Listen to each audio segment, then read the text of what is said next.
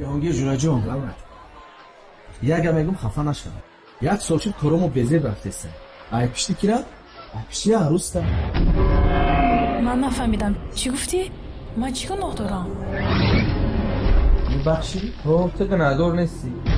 مشکل مکت گام نبودم. مکت دیوان گردیدم. من همین سال. جهانگیر میدونم خفه شدی.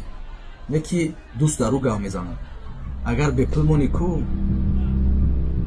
دیگر رازبار ندارم. یکی گپی به اساس داره برای پول کتید گرده دیسته باور کرد. چی عروسته؟ اکمال مریم این خیل نیست. جهانگیر به پول مونی کو دیگر رازبار نداره.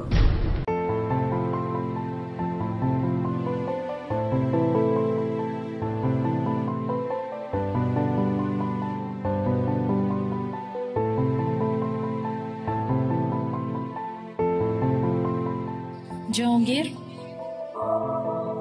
وقتی آمدنت خرید کن. مریم نمیتونه. همه ایشو تو باید بانک مخم کرد. سیمه با بانزور شد.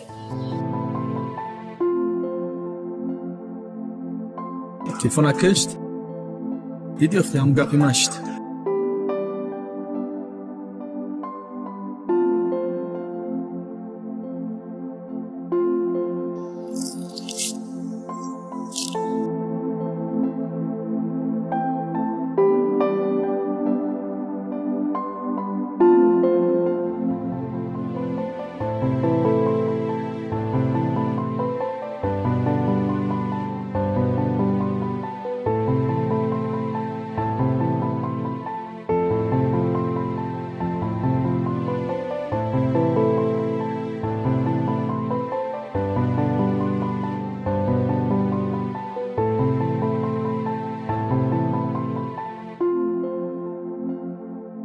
دیدی وقتی گپی من دوست دارم.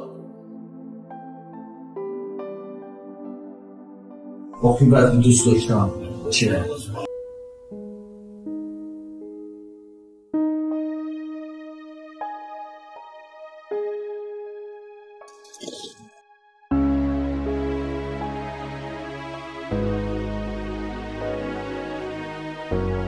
در کجا بوده؟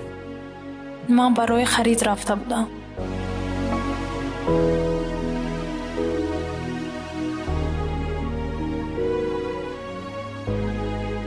مریم این خیل نیست. جهانگیر به پول مونی کو